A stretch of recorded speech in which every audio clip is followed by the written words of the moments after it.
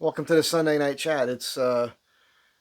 We're in April, right? Yeah, it's April the 13th. My name's Mike. If you haven't been here before, um, this is where I just kind of talk about the week, whatever's on my mind. I did write some notes about something I saw on television this week, where I was like, "What?" This morning I got up. It's a Sunday. It's a Sunday night chat. I went to the swap meet where I like to go to, and one of the things I like to pick up when I go looking, and I shouldn't be buying anything right now because I haven't made a dime this month yet. I don't think I'm going to pull in any money this month. Maybe I got a little thing this week, and then there's this project I have to renegotiate that that's going to happen. So I'm hoping to get that going before the end of the month. I'll get by anyhow, but I got to start beating the brush, so to speak. Get some projects coming in again. It's usually slow around this time of year anyhow. And the funny thing is, every time I put it out there and all of a sudden stuff starts coming in, I don't let myself worry. Worrying is a waste of time. Um, I've learned that because over the years it didn't matter if I worried or not because inevitably something always comes along. But that's not an easy way for a lot of people to live. At any rate, I went to the swap meet this morning, and I like to look at DVDs. You can buy DVDs now for $1. I like that. I like owning the DVDs. I'll eventually have a crazy DVD collection. Cool thing about it is you can watch it whenever you want. You own it. It's not a streaming thing. It's not predicated on something that you're paying for every month or a subscription to Amazon or something like that. And what if things go down? If you got a little CD player or a computer that can play them, you can watch them wherever you're at. And I find myself getting into these movies that I want to own, and there's all kinds of different reasons. But this past week, I was watching some watch videos. Imagine that on on YouTube, and it was I think it was watches of espionage, and they did one on the James Bond watches, but they were focusing on the 90s and on because James Bond started wearing the Omega, what do they call it, Speedmaster or something? No, that's not right.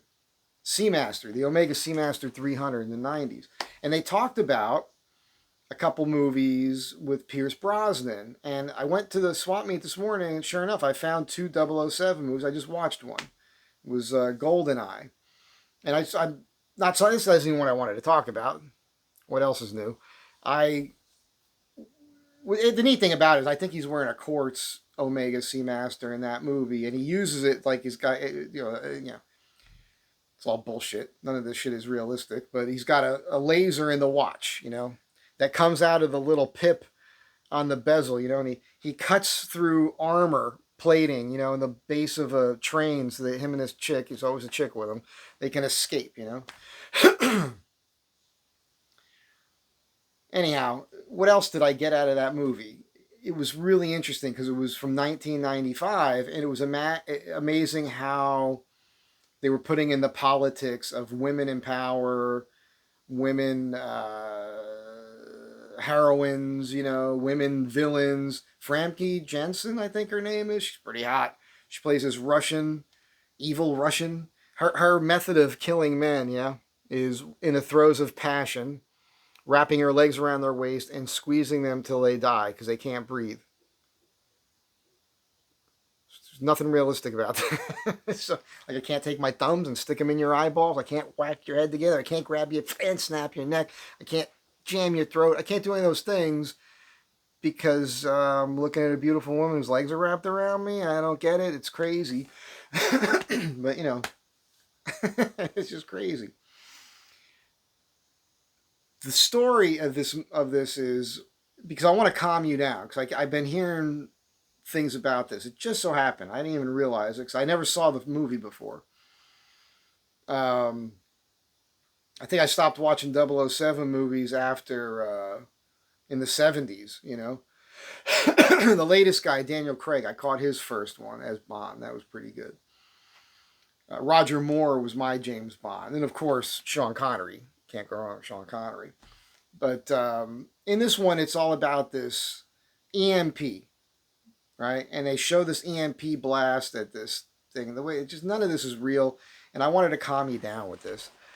Excuse me, I wasn't coughing at all before I started this.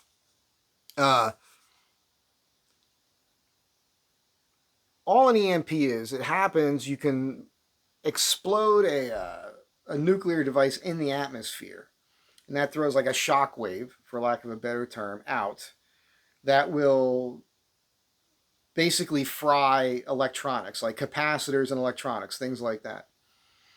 And just so you understand, they can't. There's no. Like, you can't have one go off that would be cover an area like a country, or the globe, or anything like that. It would go off. It would only be focused on the area that thing could go off over. So like a city, and it wouldn't even knock out the whole city most likely. But that's what you could do with it. There was something in the news this week about Transformers. This is the thing that's scary for us, because I was listening to Trump say something the other day, and it was the cabinet meeting. We got to talk about this, which was fantastic. And there was another story I was watching. I get it all convoluted because I'm watching so many different interviews with people and real-time events that are taking place. But there was some story I picked up where they found we were purchasing Transformers from China, and there were these built-in mechanisms where China could control the mechanism inside these Transformers. So we don't want that. We should be making our own Transformers, right? We're trying to bring manufacturing back here so we can make our own stuff, our own ships, everything. It's crazy how all that stuff was, put off to other countries. And these are things that are very important for our country. So if an EMP was used here, let's say a country could set off several nuclear devices in key areas above our country. That's the big one, is the Transformers, because it would knock out the power, and then we'd be thrown back into the Stone Age for a period of time until we could replace the Transformers. But it wouldn't be the whole country. So it's not something that would really take out a country, just something that would disrupt things to the point where it would suck for a period of time until you get those things back up and going again. It's not the end of the world. It's not explosions and all this other crap like they show in this movie I was just watching. That's what Hollywood does to scare you. It's all bullshit. And the funny thing is, I keep saying this about movies, they could just do what it really is. They could just do things for real and still make a great movie. I don't know why they got to make everything sensationalized and crazy, but anyhow. So don't worry about this. That's what I'm saying. Like, you would want to use an EMP over a particular area just before. Well, you could do it just to screw with people, just to piss them off, make it hard for them or whatever. But it would be useful in an area if you were about to go in and take them out with like a war, like a ground war or something like that. So you go in, boom, knock out all the communications and everything, and then send your guys in, and your communications still work because you weren't susceptible to the EMP that you set off. I could see how that could be a good way to use it. But that's it. Now, an EMP could happen, I believe it could happen in a way from the sun, like like naturally. But that's a whole other discussion. It's just a movie I was just happened to be watching because I was interested in watches. I thought, let me check these out. I happened to pick one up for $1, and then it threw my mind into all these thoughts, and it just so happened to touch on some of the stuff that's happening now, like the politics in that film when it came to women. And I think it's Judi Dench is playing M, and so she has this whole little monologue with 007 about her and being a woman in the position, and he thinks she's a bean counter and all this silly stuff, that they ram down our throats, and you see where we are today. It's just crazy nonsense. At any rate, did you watch the cabinet meeting video on YouTube? Watch the Forbes, because it's like an hour and 13 minutes or something, or I can't remember. It's just over an hour. Most transparent presidency in history. You've never seen that before. No administration's ever done that. Period. It's insane, and it's awesome. And he's got like 6 or 7 women in his cabinet. Trump does. you could listen to the media, try to program your mind with a bunch of nonsense about Trump, or you can actually watch it. And then another great thing that happened today, well, it didn't happen today, but it happened this week. Actually, an event that took place about 2 weeks ago was Bill Maher went to the White House. Kid Rock, he had an interview with Kid Rock. I watched that interview. I commented on it here. And I was like, hey, if that happens, it would be great. And it happened. And so I listened to Bill Maher's monologue about his trip to the White House. And the right is spinning it like, oh, he said all these great things about Trump. But yes and no. There's some backhanded stuff there, compliments sort of thing. Very East Coast way of putting things. But I listened to Maher and he said, I never saw him smile or laugh before. That is a very telling statement, Bill Maher. That means that your entire interpretation of what you thought Trump was solely based on legacy media. That means he was never watching Trump, other than clips that were being shown to us via the legacy media. Because I've seen Trump laughing and being personable since I was about, 18 years old. He's been all over the place, man. Actually, younger than that, because he was on the Letterman show. And I've said this before, and I want to reiterate this. I should have looked it up again. It's been a while. Go on YouTube. Look up Trump Letterman interviews. David Letterman show, the Letterman show, Trump interviews. And you can find them, and you could check them out in chronological order. And I challenge anybody to watch all those videos in chronological order. And you could do it in a couple hours. It's not that, they're, what are they? 5 to 15 minute segments on the show when he's interviewing somebody. So, I think it's less than 2 hours. You could watch all these interviews. And Letterman did not like Trump. And he constantly screwed with him. And Trump was always good-natured. And took the jabs, took the hits, rolled with the punches, and then explained himself in a very matter-of-fact way, with humor, self-deprecating, all the stuff. And I challenge anybody to watch the David Letterman interviews with Trump and then not have an understanding of who he is as a person and understand that he's a good guy, really smart, and just living his life. So I always knew him as a human. So somebody like Maher, to have the opinions he's always had of him, and then to say these things, and now realize, oh, he is human. He's not this. It's ridiculous. And then today, the reason I brought up the swap meet really wasn't about the DVDs. I almost forgot. I went to the DVD guy that I normally go to. The black guy, he's kind of a weird guy. He's a nice guy.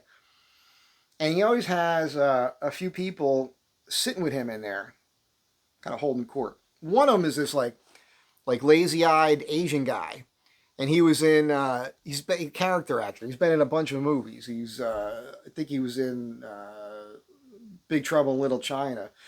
And there was this black lady I'd never seen there before, old lady, and she's just saying the dumbest shit. I couldn't even go into the thing. I tried to. And he's like, he's dismantling democracy. And he's a criminal, and they're all, and I'm just like, I wanted to walk over there and be like, you people are stupid. You all sound vaccinated. That's how you sound to me. Explain what you just told me. Explain what you just said. Boom. And this isn't a democracy. It's a constitution. I would just dismantle them. I wouldn't be able to get one or two sentences out without them yelling and screaming at me. That's the thing with these people. So I just chose to walk away, and I don't think that guy's going to get any more of my business. But I just couldn't believe that they were doing that in a public space in that way. But that's how they are. They think that what they think is the way it is. They don't back up anything that they're saying with any facts. It's just all this emotion, and they're just repeating all these talking points that are programmed into their mind from all the media that they're listening to. And I bring it up and I bring up Maher at the same time, because Maher's a big deal in this transition that needs to take place, because this TDS bullshit, I forgot to look at the watch again, needs to be dealt with. There needs to be some sort of therapy for the country, for these people. They don't realize that they've been programmed with bullshit. The believe all this nonsense. It's not happening. It's like I tell you guys all the time, write it down and wait. Write down, I got this piece of skin on my lip. You see me picking it. I'm trying to bite it off because it's annoying me. Write down these things and then see what happens. Like, because you know what happened this week? I don't know about you. It looks like we all survived the Trump recession here. You know, the 2 days of it. all the crazy nonsense. There's going to be more rough patches, but it's like I've told you before. Relax, man. There is a reset happening right now that needed to happen. It needs to happen. Everything that they're doing right now needed to happen for this country. And the people who are funding all the chaos and the nutty stuff, the nutty people, and keep continuing to put out the crazy messaging on the left, that's all coming from the people who stand to lose everything, all their money, or at least their funding, right? And I'm going to get to this in a second here. And all their corruption is going to come out. And I believe people are going to be going to jail. And you guys got to relax with that too. I keep seeing, when's Pam Bondi going to be arresting these people? When's this going to happen? Just a couple months into this so far, you know, just relax. What they're doing is they're getting all the evidence, all the emails, all the messages, everything. And they're going to get all that together. So it's a lock-tight, slam dunk case on each one of these corrupt assholes. Between now and then, they're going to do everything they can to create chaos through bullshit. That's what they're doing. So we know that. You know that. I know that. So we just all got to relax. I hope that the last couple weeks, with all the scariness, with what's been going on, with the revelations from Doge, and then the cuts to all these, Medicare is going to be fine. The VA is going to be fine. All this stuff's going to be fine. They're not cutting the programs.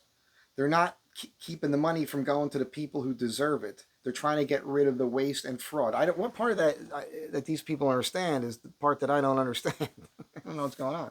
And the other day, I'm sitting here. Every time I turn on the TV, and I got to go to the cable, and it's all these different remotes every single time. I got to select am I going to watch the streaming box, or am I going to watch the DVD? You know, what am I doing?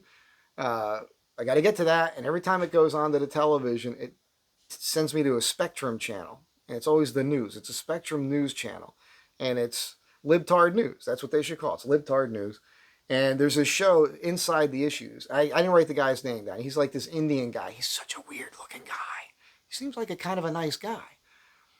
But he's fucking creepy looking, man. They don't have his makeup right. He's like an Indian guy. He's got a dark complexion, but looks like they're putting pancake makeup on him. He looks fucking creepy, man. These big eyebrows. He looks like Bela Lugosi's grandson or something. Like, he looks like he's got some Dracula in him, you know? And he is dead. Like, he doesn't have a pulse. Like, that's how they make him look. And he has a way of talking, you know? It's like he's a part android. Maybe he is. Maybe he's one of these robots or something. I don't know. But he speaks in a way that's just not a natural way to speak. What was that? I think I've been watching too much Gavin Newsom. I'm adopting Gavin Newsom hand gestures. I need the detox from that shit. I gotta stop watching left wing stuff. That's how it happens. You watch too much of it, you start believing it. You start using their mannerisms. It's fucking crazy, man. Anyhow, this guy, he had this woman on, and boy, did she have a perfect face for radio, man. This was not, fell out of the ugly tree and hit every friggin' branch on the way down, this one. And she's a bureaucrat for Los Angeles, city of Los Angeles. She looked scared to death to me. And I think he picked up on that, so he was working the way he spoke with her in a way to like lighten things and spin it a little bit. But she was telling the truth. But it's so crazy what she said and the way that she said it, because the thing was I didn't want to watch it. It was on, and I always give it a few sentences back and forth just to see what they're talking about. And they started talking about the city, and she was talking about what's happening in Washington and how it's affecting California and Los Angeles with funding. And she admitted how they weren't doing things correct. And then I was like, oh. And then she was talking about how they have to change things. And she said that they were getting, that they have, and I wrote this down after the fact because I started writing notes, then I had to go back to remind myself of which, because it was live TV. It wasn't something I had recorded where I could go back. And, but she said now, instead of paying people a flat rate, right? These are people that work, but bureaucrats. She's talking about bureaucrats. Instead of paying these bureaucratic people, these bureaucratic jobs that are pencil pushers, bean counters, all this other stuff, running programs, people that are assistants, the people running programs. You know what I'm talking about. It's all the bureaucrats, right? Instead of just paying these people, I'm paraphrasing now, because what she said was, instead of paying people a flat rate hoping they do the job, now it's going to be based on job performance. So now we'll be improving the system. So what she's saying is, she's admitting that all these government jobs was just a graft.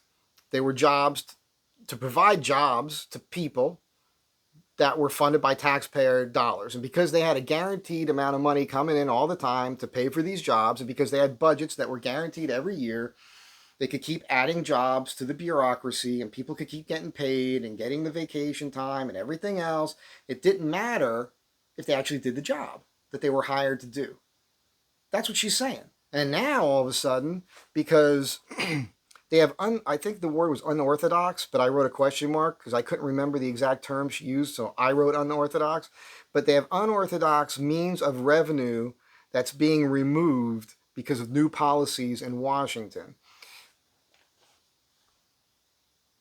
So what we're talking about here is all the graft, the USAID, for lack of a better way of putting it. There's a lot of it there, but all the other programs and that were happening, that were invented, bullshit programs that politicians and bureaucrats were able to get taxpayer money through all these fake things. Lobbyists set these things up. You guys know better than I do, but you know what I'm getting at. So there was all these different ways for money to flow in to all these different programs that the city was using to fund all sorts of other things that had nothing to do with the programs that the money was intended for. Well, now that's all drying up because of Doge. So now all of a sudden we have to streamline, which means firing people. That's what she's saying. But she's trying to put it in a way it doesn't sound like that. But that's what she's saying. We're going to have to fire people now. And now, for you to keep your job, you're going to actually have to prove that you're doing your job. How about that one? Oh, yeah, there's an idea. This is friggin' crazy. It just shows you how good it is that we got Elon Musk in there and Vivek. And you notice Vivek isn't, you don't hear about Vivek. I think Vivek is scared. I think he's a very smart guy. I don't blame him for being scared. He's got a wife and a family. I feel like he probably doesn't want to be in the forefront where the left can put a target on him. I think he's protecting himself and his family by staying kind of in the shadows, but he is working hand in hand with Elon to help with this fraud and waste stuff. So I was blown away with that. She said they're going to find creative ways to raise money for Los Angeles, raising fees on all the services in the city. So like if you're taking the subway now or the buses, everything's going to go up. She talked about taxing Grubhub and other like Uber and other businesses that basically where you're driving a car because you're using the roads. They have a right to tax you because you're driving your vehicle on the roads. Like that'll be the way that they spin it so that they can put an extra tax on it. So what else did I write down here? Because I want to sum it up in the end. I did write right here. So they want more of your money because they've wasted your money. Right? She basically says and admits, we've been wasting your money. We've been lighting your money on fire. And now to fix the problem and keep things running, we need more of your money. And we're going to take more money out of your pocket now through all these new fees and taxes and everything else. We're going to come up with creative reasons why, to justify these things. Yeah. Because in the past it was fear. In the past it was, we're going to go into an ice age. We got to tax you and take your money. In the past it was, acid rain. It was the ozone layer. It was oil was going to be depleted. It was all these things that never happened. All the stuff they always told us that never happened, all taxed us, took money out of our pockets. But they'll say, you know what they'll say? They'll say, well, hey, those taxes went to programs that stopped that problem from happening. We solved the problem. See that? All that money was well spent. Have you been red pilled yet? I mean, you know, this is, it's so crazy. It's so crazy. I just wrote down what she said. Uh,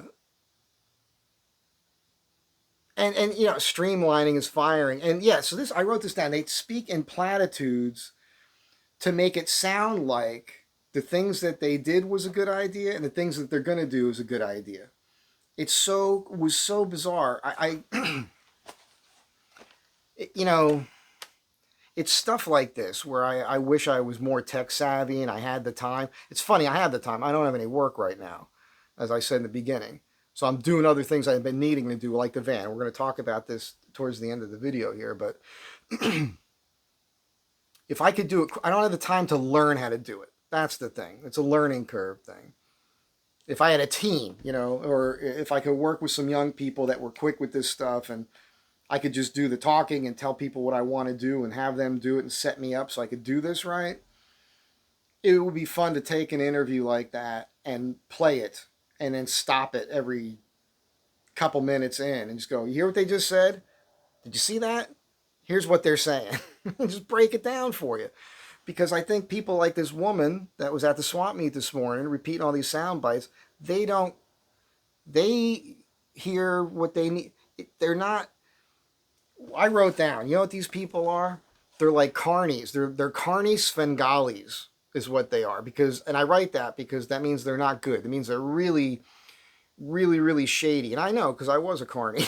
When I was a kid, I worked on the boardwalk every summer, like 82, 83, 84, 85. And I worked skill games. I was 15 years old when I started working skill games on the boardwalk. And I was told nobody wins, man. That was my job, was basically rip people off. I'm not happy about that. I'm not proud of it. I got tons of wild stories about it. Then I started working other things like the wheels and whatnot. And there was always ways to kind of rig those things. It was fun. It was almost like the audience, the customers knew, and you would have this back and forth with them. It was kind of a fun time. And there was these the palm readers, you know, on the boardwalk there, and that's how I think of them. And I think of Obama. I created a meme once. It was Obama was in India someplace long before he was president, and they got a turban on him and this outfit, and it's a Muslim thing, and you know, I wrote it's a good, not a good, but you know, it's a picture of him that's a known picture. And I took that and I wrote Obama graduates Svengali school because that's what it is, and that's what these people are doing. I can see through it. I think a lot of you can see through it as well. Just the way that they say things, you're like, come on, you're trying to get me to believe what you just said. You didn't. It's so crazy. Anyhow, these were my notes from that interview, and it's just what she said. It's everything that she said, and I just can't. It's very frustrating. So I'm glad that all the stuff that's happening is happening. I also have, there was a couple things I thought of speaking. Hopefully they'll come back into my mind. A tip for you guys. Let's start jump around now on different topics here. I do these little sketches for myself to remind myself that I think it would be a good t-shirt. And I've got a book of these. This was just start doing. And that came from so many people I know that I think are talented or do interesting things, or I think that they're interesting people. And I encourage everybody to do YouTube. And this happened this week when I went down to Fiberine and got the bump outs for the van. And I talked to Gonzalo. I was like, dude, because Gonzalo is a good looking guy. He's got a great voice. Excuse me, like a really good tone to his voice. He speaks well and knows his business. It's a really interesting family history, how his father did it for 40 years. He worked for another company, and that company let him take all the molds to start his own company, and that's what they've been doing now for a long time at this same location for a long time. And I was like, dude, he has Instagram, but I said, YouTube would be good, man. Tell your story. tell the family story of what it is, and then do little short videos on every vehicle that comes in, and it would be a big deal, and you get more business. But it's not just for him. And I wrote here, it's do it and then get more serious about it if it works out. That's all you got to do. So I encourage you, if you want to do YouTube, just do it. Don't think that you need to have all your ducks in a row, and you need to have an intro and a theme song and all this other nonsense. Just start talking to your phone about something that's important, or show what you can do. Set up a tripod, show a craft that you do, talk about a thought that you have, and just start putting it out there and just stick with it. And don't worry about what anybody else says. I mean, constructive criticism is a real thing, which gets me to Fenton, my buddy Fenton. I did a video talking about him earlier in the week. And I said, hey, man, tell the story about when you ran into Val Kilmer at the bar, at the restaurant over here, Lucy's El Adobe. And he sent me this thing. It was only 2 minutes long, and all it was, yeah, I was in there, and Val Kilmer wasn't happy with who he was sitting with, and he sat down with me, and we had some drinks. So I wrote him back a note. I was like, dude, okay, you got to mention the restaurant. What were you doing there? Were you by yourself? Were you eating? What were you wearing? Describe the inside of the place. What about Val Kilmer? What was he wearing? How did he look? What did he say? What did you talk about? Like, and Fenton's a friend of mine. He's an actor. But I had to give him all these tips. So that's constructive criticism. That's a good thing. He thanked me for the tips, and hopefully he's going to do another one. But my point is, just start doing it, putting it out there. If you start getting a few likes along the way, and people like what you have to say, then you could start getting more serious about it, right? That's what I did. And I also encourage you guys to watch Aaron. It's I Hate My Bike is his channel. He's doing a video every day. And it's good that he's doing short ones. I told him, keep them short, like 6 to 8 minutes or so, basically of his day. Starting up in the morning, what he ate. I like that he's showing the food. I like that he's showing the rooms he's going in and some roadside attractions along the way. I love it. I love what he's doing, and I like how he sums it up at the end of the day, and he's just spent, man, looking at the camera. But unfortunately, in my opinion, he's not getting enough views. I would think but you got 8 minutes out of your day. I would think everybody would want to know about a guy who's riding a bicycle, pulling a child carrier behind him with water bottles and everything he needs to survive on the road, riding a bicycle from Santa Monica Pier on Old Route 66 all the way back to Chicago. That's epic, man.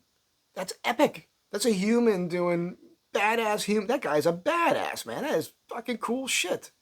So to me, it's awesome, but I wish more people were watching. Anyhow, what else do I have? These are all old papers that I found sitting over here. I was like, oh, I don't know if I've talked about this yet. This is a good t-shirt. By the way, if you guys want to print these and send them to me, I'll wear them on the channel. Can you read that? Stupid as consequences. That's a good one. Try harder. I think I talked about the notes on this page here, but try harder. That's a classic. On here I talked about TDS, and although I wrote number 4 here. The girl I used to go out with, I won't mention her name right here right now, as the episode 4 of The One That Got Away. I've only done 3 episodes of that, and I should do more. They're strictly comedy. They're based in truth. What I say happens in those stories. They actually happened, and I'm making it funny. But they were my thoughts at the time. And I wrote here that I was naive and romantic when I was younger. I mean, we all were, I think. And I'm still romantic, you know. I mean, I give you women a lot of crap because, you know, it's funny to me. Because guys your man in your life isn't giving you too much crap, right? If he is, you're in a bad relationship and you should get out of it, and that's a whole other conversation. But if you're in love, you know, you got a good marriage and family and everything, your guy's probably not giving you too much crap. He's probably basically doing what you want him to do to try to keep the peace, and hopefully you respect him for that. Some of you will take a man and then turn him into what you think you wanted, because that's the difference between men and women, right? A man sees a woman, falls in love with her, never wants her to change, man. Wants her to look the same and be the same person, and that's who I fell in love with. Woman, it's all about potential from the jump, man. Oh yeah, well he turns me on, I like that. But we could get this. He could do this. I can make him work harder. We get him a haircut. We got to get that guy to shave. The amount of times I have women in my life tell me to shave, it's crazy. All these things, right? And then what I've seen happen. I know I've talked about this before, but a long time ago. I have seen so many of my friends. I've seen their marriages collapse and fall apart only because all they did was what the wife wanted. And what happens is the woman's like, it's like this, you know, they're emasculating you. And it's not all women, by the way. There's a lot of good ones. All the good ones are taken. Those of you who are couples watching this together, touch your wife's hand right now, take it in, look in her eyes and go, I love you, and I know you're not doing this to me. All right? Because that's not who I'm talking about. I'm generalizing here. My own experience is what I've seen. I've got a ton of friends that are married who have it's a great relationship with both of them, and they're fine. Of course, everybody has problems once in a while, but you understand what I'm saying. I'm not talking about that. I'm talking about this. It's very specific, but I've seen it a lot, a dozen times, where it's like, do this, do that, become this. They once the guy changes, the woman loses all this respect for him, and then she starts stepping out on the guy. And they start stepping out on them with guys like me. Ask me how I know. It's not cool, man. So, anyhow, yeah, and I just, I thought what people think on marriage. I was thinking about what people think about a marriage, and I wrote, what can this person do for me with a question mark? And that's how she was, this woman. Her whole thing with when she was dating me was just the only reason she kept sticking with me was because all the stuff I was doing for her. That's what it boiled down to. And for a lot of people, relationships in general are transactional. Real friendships don't really require you to be a tit for tat all the time. It's just somebody you can talk to. You've got a good friend when you call them once in a while and you have a conversation, you talk about all kinds of stuff, and that's it. Nobody's asking you to do anything for them. I have relationships where we do things with my buddy Dave. Dave's awesome. We laugh our asses off. We talk about fun stuff. And if I could do something for him, I will. I'll help him next weekend. He's building a kind of a roof over he poured some concrete in his backyard, and he bought a prefab thing he's building. He's going to need a hand getting these roof portions up there, so I'll give him a hand with that next week. And then I ask him once in a while, like he helps me out with the van. But Dave's the kind of guy that helps everybody out in his life. He's such a nice guy. I wish there was more I could do for him, to be honest with you. I am asking him for a favor with the engine lift brackets. We'll get to that towards the end because I want to talk about the van stuff. I just want to get through like what else I got here just to get this out of here. The epitome of multitasking. Eating while you're taking a shit. I just wrote that down. I thought that was funny. Okay. Lowering no. Oh, yeah. I wrote a couple things here. I might have said this one before. It's on the back of some notes I took for another day, another Sunday thing, but I wrote this. We're no different. The left supports what they're told to, and we'll vote for Trump as many times as they'll let us, just to piss off the left. Because for us, it's fun, Like that's the big difference between the left and the right. That, as I see it, is that the right, the people who are on the right, we're having a good time. We understand. We're not children. This whole week, I've been kind of reinforcing this through other ways, like my social media posts and all that. It's just, what is wrong with the people where they see the news and the news says, Trump's doing this, he's cutting this, he's doing that, and here's what's going to happen, and Medicaid's going to be gone, and the stock market's going to crash, and you're going to lose everything that you built, and blah, blah, blah, blah, blah. And then you people, you get on the Facebook or whatever, oh my God, Trump's an asshole, look what he's going to do, blah, blah, blah, blah, blah. And then 2 days later, oh, stock market's up. Oh, well, I see. Oh. You're children, man. These people are children. They're little babies. They're led by the nose, led by that nose ring. The nose ring. What is this thing? What's this thing that women are doing with the ring in the nose? I don't get this. It looks like cattle. It looks like you look like you're a cow. What am I supposed to think of that? Am I supposed to hook a chain on you, have you get down on all fours and drag your ass or make you crawl around on all fours around the house? Is that what this is about?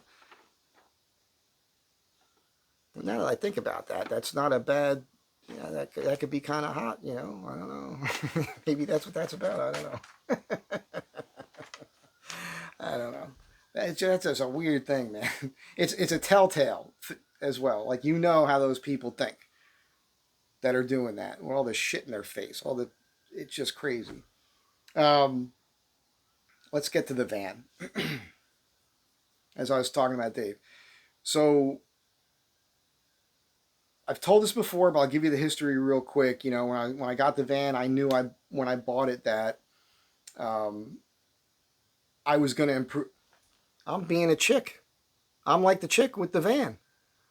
I didn't want to keep the Astro van stock and leave it alone and keep it the way it was, and just because it was fine the way it was. No, no, no. I saw the Astro van and I wanted to improve upon it.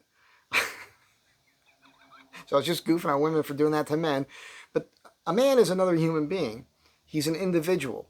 He's got his own thing. And that's the thing. They change the guy to the point where they're no longer turned on by the guy. You know what I do in those situations when I'm with somebody and I see that happening? They're like, oh, hey, where are these friggin' stupid pants or stupid friggin' shoes or wear this stupid friggin' shirt that I would never wear in a million years? I look at it and I go, uh,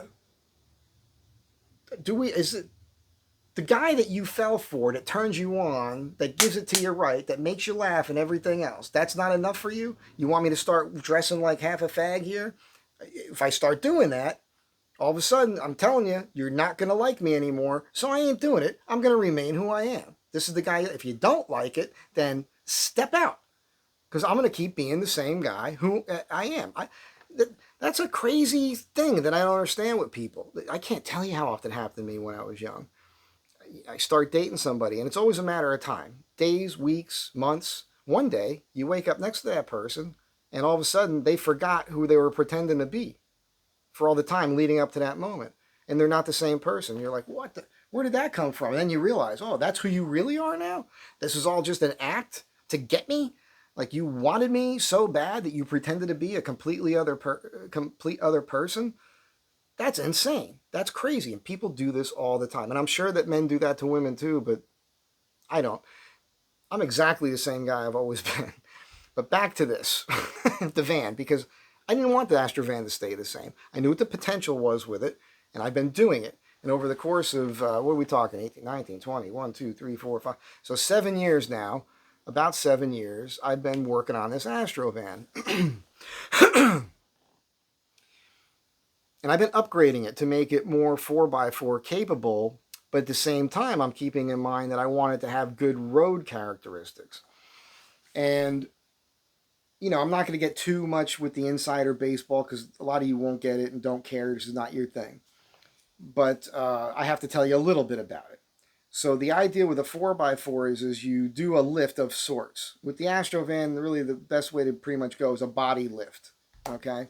And what that does, it allows you to put bigger tires on it. When you put bigger tires on it, that's what gives you your ground clearance. You want ground clearance because when you go off the pavement, you go off road, there's rocks in the road and other things. You want to be able to drive over those things without it busting up your chassis.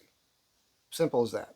Problem with the Astro van is the way it's set up for the road. Even the all-wheel drives. So when you look underneath the Astro van, there's a cross member, and the oil pan hangs below that front cross member. Well, that's just low-hanging fruit, man.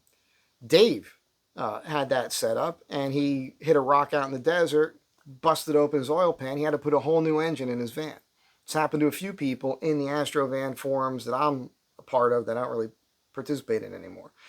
So this, and another thing that happens with the Astro van is if it's stock, the oil pan starts rubbing on the front axle because the engine mounts collapse. And they don't make the proper engine mounts for the all-wheel drive Astro vans anymore. They say they do, but they don't. The ones that are available are really for the two-wheel drive, and the quality of them is all over the place. I've done multiple videos on this subject. I've bought 10 or 12 or more engine mounts, all different. It's crazy. None of them are consistent. But with the all-wheel drive, originally they were left-right specific. They were a little bit different. So that's a thing. And when I was trying to figure this out, I was like, how can you lift this engine up? And there's this guy, I've mentioned him before, Kai. He's a Japanese guy, lives out in Monument Valley out in Utah. And Kai was a engineer mechanic for Chevy for years, and he came up with these engine lift brackets that he just welded. He does all this work in the dirt, man. It's crazy what this guy does. He makes his own CV axles. The guy is like a genius. He's like this crazy little genius out there doing it in a way where you'd be like, you can't do that, but he's doing it. Not the best welder or anything, but he gets it done. And I saw what he did in a video, and he's Japanese. His English isn't good, so he doesn't explain things. But I reached out to him, asked him about it, and he sent me these engine lift brackets. And they were, you know, whatever. And I showed them to Dave. He's like, whoa, we could do better. And that's what Dave did. So Dave redesigned them, made a jig, and now he's making them great. And I don't know how many people we've gotten these things to. And I want to get into this thing about me and the Astro van and all these products that are happening now through these other companies because of me. And I'm not trying to be like, that's right, I'm the man. If it wasn't for me, none of this shit would exist. That's all true, but I don't have that thing. I'm not doing it to make myself look good. I'm doing it because I needed it. I needed these things because I know where I wanted to take this van. And I don't have the skills I could do every one of these things, obviously, if I took months, years, become an engineer, learn to weld, create a shop, sit there. Yeah, okay, I'm 58 years old. There's only so much time in my life. Fuck that. Let me find other people that have those skills. Tell them, here's what we got to do. See what they do. And then go, okay, that's pretty close. Let's keep tweaking it. Because that's how my brain works. I can design things and work with people and see how to improve upon things. And we even did this with Dave with these brackets. At any rate, this is my gift. This is what I do.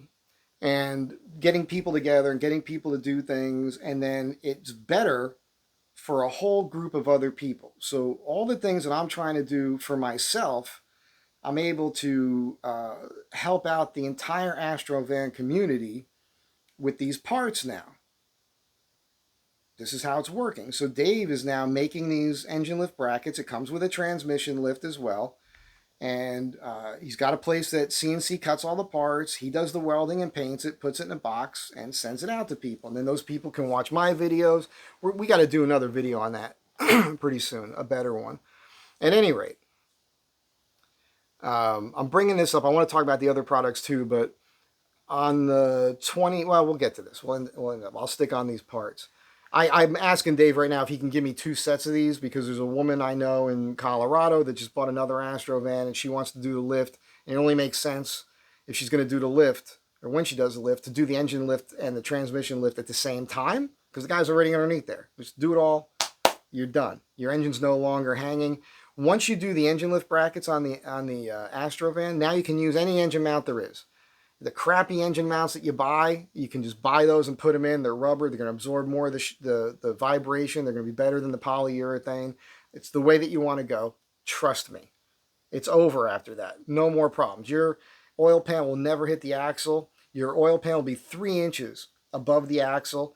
When you look at the front cross member, there's no oil pan there anymore. You don't even need a skid plate. It's a good idea. Still going to put one on my van. But once you do this, from the front cross member to the cross member that holds up your transmission, you can have a flat piece of steel right across there now.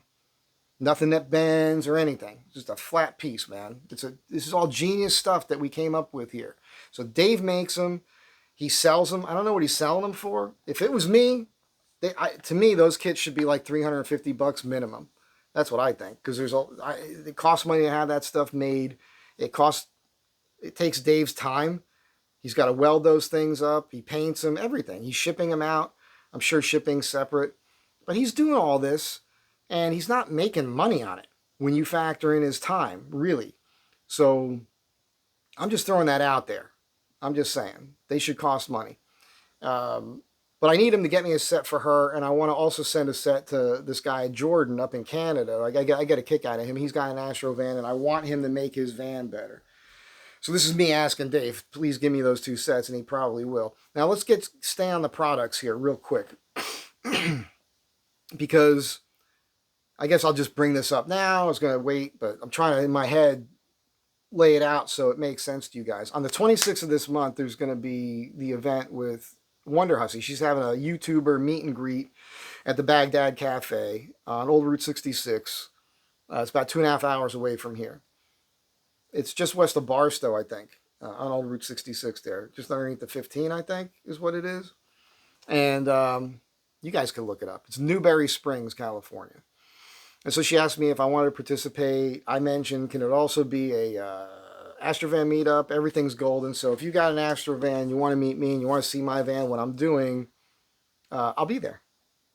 So that'll be cool. And I'm getting people telling me that they're coming. And I don't know how many of these guys have lifted all-wheel drive or converted to 4x4 Astrovans. I hope a bunch of them show up. But I'm thinking, it hit me really today. It's kind of silly. I'm realizing that a lot of people have been watching my videos and seeing what I'm doing. So I think I should bring a table and I should have the products there.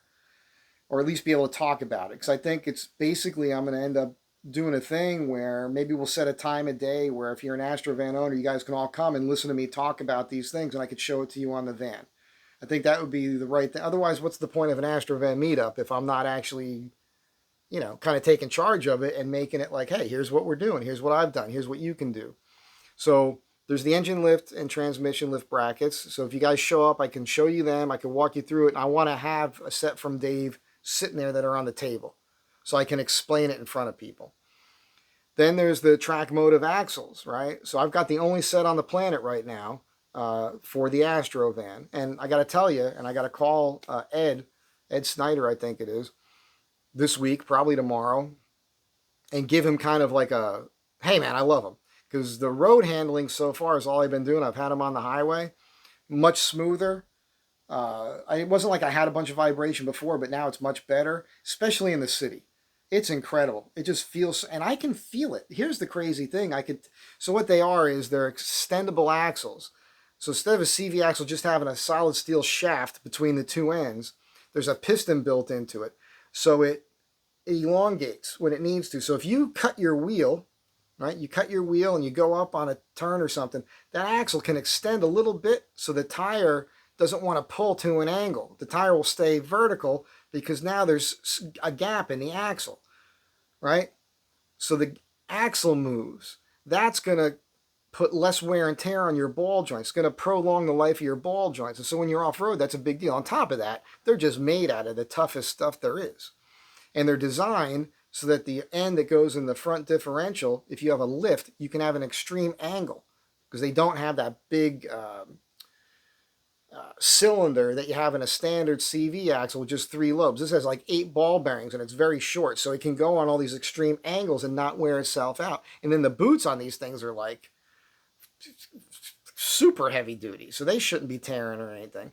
So the problem with the Astrovan, if you're running the stock CV axles like I was running, and you have a lift, well, now you got a lift, so you're on an angle, and now when you turn, the CV axle can't go anywhere. So when you turn and you go up on something, well, now your wheel keeps wanting to pull out to do what it's got to do because it's hard mounted there, and that's ruining your ball joints. So these are designed for off-road use, and a lot of the big name, Toyota Tacoma comes to mind. So if you got a Toyota Tacoma and you've got it jacked up and you got bigger tires on it, and you're taking it off-road, well, they're running the track motive heavy-duty extendable CV axles. Well, that's what we got for the Astro van now. So I'm doing the R&D for them on this trip. I'm going to go off-road south of there. I might get there Friday and then drive around the desert down south of there and find a place to camp there for the night. And what I'll do then is I'll get a bunch of pictures of the van. I'll get it up off camera on rocks and take pictures for track motive, for Instagram and all that, for the video. And I would drive back Saturday morning and kind of set up. And I don't know, I haven't talked to Sarah about it, but I've looked at the overhead shot of it. You know, the Baghdad Cafe is here, and there's like 6 acres of this property. And we're allowed to stay there for the night or a couple nights. The guy who owns the property said that's cool. There's going to be 2 porta-johns there on top of the restaurant bathroom. But I think if Sarah's doing all her stuff right there, what I might do with the Astro van is park it more like towards the middle of the parking lot or something, and have all the Astro van people come by me. And maybe we'll park in a circle. We'll do some funky park job or something, because a lot of you guys are going to want to spend the night there in the parking lot. I'm willing to do that. That could be cool, because we could sit up night having some drinks or whatever. Bring BYOB, whatever it is that you want. Your own bourbon, your own whiskey, your own whatever, cigars. Bring me cigars, please, and maybe some bourbon or something if you want me to be animated. So I think we should have our setup just off to the side a little bit, and then I'll hang out there and I'll walk around and go back and forth and all this. So back to the axles. What I'll do is the axles are already mounted in the van. I'll try to remember to bring some cardboard, just in case I forget. If you have access to a big piece of cardboard, bring some of that for me, because I want to put cardboard under and around the van so people could get on it and slide around. It's high enough. You can get underneath there and look underneath the van, and I can point things out to you. I think that would be smart. And then what I'll do is I'll bring one of the boxes that the CVs came in, that it has the whole schematic on the side of the box, so we can talk about it and you can see it and I can explain it. Maybe I'll even bring one of the old CVs with me so I could show you the difference of how they work. That would be good. Excuse me. And then the other thing is the bump outs, which I've already put on this week. You guys saw them. And we'll see how tomorrow goes. Gonzalo's supposed to call me tomorrow. I did a second video. It was only less than 9 minutes long, where I caulked around them. And I said in the beginning that Gonzalo's going to do the Mike Z improvement. I didn't. I hope he doesn't think I'm overstepping my bounds on that. He's such a cool guy. But he understood my suggestions, which all make sense. So I'll talk to him about that tomorrow, and I'll have an update on that, maybe even tomorrow. But now you guys will be able to see that. And then based on what our conversation is tomorrow about the improvements, on the 26th, when you're there and you're seeing the bump outs as they are now on my van, I'll be able to say, well, here's how the new ones are going to be. All right. And for those of you that aren't following this and don't know, the Astro van has, passenger and driver side front windows. There's 2 windows in the center of the van that pop out. Then there's 2 windows in the back of the van. I removed them and I put fiberglass bump outs. They're called flares on the, like Sprinters and Fords and whatnot. So they're little fiberglass bump outs. What that does is if you have your mattress set at that level, well, now it gave me interior space of over 6 feet 4 inches at the front part and 6 feet 3 inches at the back. And they're about 3 feet long. So that's a big deal. I'm 5'9", and I barely fit in there. If I slept on an angle, it was better. But now with this, you could be 6'1", 6'2", and sleep in there comfortably now. So for me, it's going to be awesome. It's a big deal for the Astro van. So the ones that he made, the set that he made,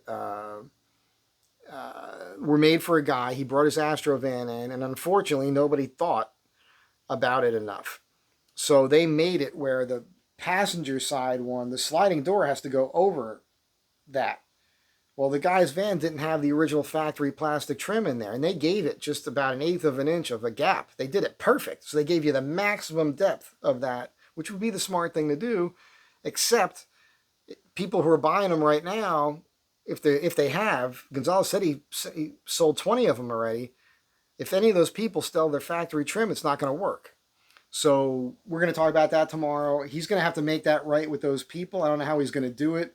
I suspect he'll just mold that one side, remold it, and then send them out to those people on his loss for the shipping and whatnot. At least it's only been 20 sets, right? Now, if you bought one of those sets and you don't have your inner trim, you're golden. You can just use the set that you bought and everything's going to be fine. There's a few other improvements that I have given him on it. We're going to talk about it tomorrow, like I said, that he'll do. which is fine. I mean, look, you buy a watch, you buy a computer, you buy a phone, and then 6 months later, there's a new design. So it's not like the ones that you have right now are bad. There's nothing wrong with them. They're fine. But the new and improved ones, with the Mike Z design improvements, are going to be way better for different reasons. But I think I've got it thought out well enough for him already to where when he does this next set with the changes, that he'll be able to stick with that. With those molds, he'll be golden. He's not going to want to keep redesigning these things every 6 months. I can tell you that much. So if he just incorporates the things that I suggested, it's going to be a better product. The bummer for me is I put these on my van. So the rest of you are going to end up with the improved version, and I'm going to be stuck with these, which is fine. Because who knows? Maybe he'll hook me up down the road, and maybe I'll take these out and put the new ones in. But that's not something I'm even thinking about doing right now. At any rate, I just wanted to say April 26th, that's going to be the thing. There's going to be an Astro van thing there, and I want to have these products with me and be able to show you guys. You could see it. I know you're interested in it. That's the reason why you're showing up, and it'll be fun. We'll take pictures and all this stuff. You guys could check out the van. Now, the positive side of me not having any work right now is I have time to work on the van. So I'm supposed to, like I said, pick something up maybe this week from one guy to do a little project. So if that happens, I'll do that. But tomorrow I'm going to go to the shop and start work on the interior a little bit. So you guys are going to see how this will progress. I haven't had the time to do it or the money. But I do have most of the stuff that I need already to kind of dial the interior a little bit. And something I've been considering for a while, and somebody made the comment, is I keep talking about spray gluing fabric on the steel on the inside of the van. I got a lot of leather. I have a whole giant hide somebody gave me a few years ago, and I've got that, and then I've got scraps from when I did some furniture from somebody. It's more of a suede. I think the smooth leather would make more sense than the rough out, because if it's a smooth leather, chrome tan leather, you can clean that easier. So maybe I'll use the hide that I have. But that's what I think I'm going to do. So I might be able to do that this week. Spray glue that hide up. It's going to look sharp, man. It's going to look really, really cool. And so the point is I'd like to get this dialed a little bit better so the interior looks pretty good. And for those that don't know, I camp in the van and everything. I have a kitchen built into the back doors when they open. But I have to set the van up in a way so that, let's say I take this thing to Alaska, which is a plan of mine, or any other place where I'm going to be living in it, where it could be really bad weather, horrible, like super cold or something. I got to be able to stay warm in there, and I'm going to have to be able to cook in there if I need to. So I have to set that up so that I can still slide out from underneath everything I need, the fridge and everything, and be able to set up in there and be able to prepare food and eat. So I have to think it out. I have to be able to do all these different things. So I'm going to be putting a lot of thought into that this week, and I'm already thinking about it. So should be a fun week with videos of me working on the van this week. So back to Astro Van Tribe stuff for the channel is what I'm getting at. And then hopefully I can drum up some projects again. Because I needs the money. And that's it. So I hope you guys enjoyed this. I don't even remember anything I said already. Thanks again for being here. Be good people. Be good humans. Help one another out. I talked about all those products. I needed them for myself. But now they're going to help so many other people out. Those axles, track motive, it's a big deal. If you've got a lift on your Astro van, you're absolutely going to want these axles. Hands down, period, no doubt about it. You're going to want those axles. If you camp in the van, being able to sleep crossways in the back and have a platform up there, it creates a living room space for you. If you put your front passenger seat on a swivel, you'll see it. You'll see it this week. If you've been here long enough, you've seen it before. When I turn that front seat around, it's a giant area in that tiny little Astro van where you can do anything that you need to do. There's a lot of room there. If you're sleeping north-south in the van, like down the side of the van, and then you build a cabinet over here, you got this tiny little walkway that you got to deal with, that's kind of rough. If you set it up as a real camper van with a sink and running water and all that, that kind of makes sense in a way. I can't do that personally, just so you guys don't know. Just so you don't know. Just so you know, because you might not know, the reason I have my setup is I have two little boxes built on the side up to the wheel wells. I still have over 4 feet of space down the center. So underneath my platform, I could take all my tools and my refrigerator or whatever's underneath there. I've got trays that I put up on the bedding. I could take all that stuff out, put it on top of that. And then I could slide 4x8 sheets of material, plywood, sheetrock, whatever I need underneath there. That's the reason I do this, because I only have one vehicle. It's that Astro van. That Astro van has to work for everything. So I can't set my van up like a permanent camper van. I wouldn't be able to work out of it. You understand? That's why I'm doing it this way. But having that platform up there with that big garage space under it is very helpful for all kinds of other stuff. So I'll explain that more this week in the videos as I do them, but I think you understand it now. So the bump outs are a big stinking deal. Very, very big deal for the van. And I do like the dark. I like that it's darker in there. Because one of the things about the Astro van when it's all glass and it's tinted very dark, for one thing, it makes the van really hot. So now the van's not, I already noticed it. When the sun's beating on it, it's not as hot as it was because there's less black there. And that fiberglass is a lot thicker, so it's kind of insulated. And it creates a little bit of a darker space back there. So if I'm camped out, I could sleep without the sun coming in and hitting me in the head. That's a big deal because the back window, I've got a blackout curtain. I can just pop up on that all the time. So now I can have a little dark cubby back there. It's going to make it much more comfortable to sleep back there when I'm camping out in the middle of nowhere. So it's very exciting. And again, now you guys can get that product too. So the whole channel was started because I wanted to help people out. You know, when I was doing my survival shirts or my tomahawk handles and all, it was to help people out. When I was talking about the world and politics early on and when nobody was watching, it was because I was thinking these things and I'm like, I'm trying to help people snap out of it, turn a gear in your mind. Not that you have to agree with me, but at least start thinking. Stop just repeating what you hear somebody else say. The whole channel is geared towards turning a gear in your mind, entertaining you, making you laugh, keeping you engaged, and then turning you on to new ideas, new stuff. And all the stuff that I do in my life is to make people feel good. And I said this about Gonzalo. He makes people's dreams come true before the channel. You know, my whole life I've just been designing and building things for people, and I'm good at what I do. I'm a craftsman.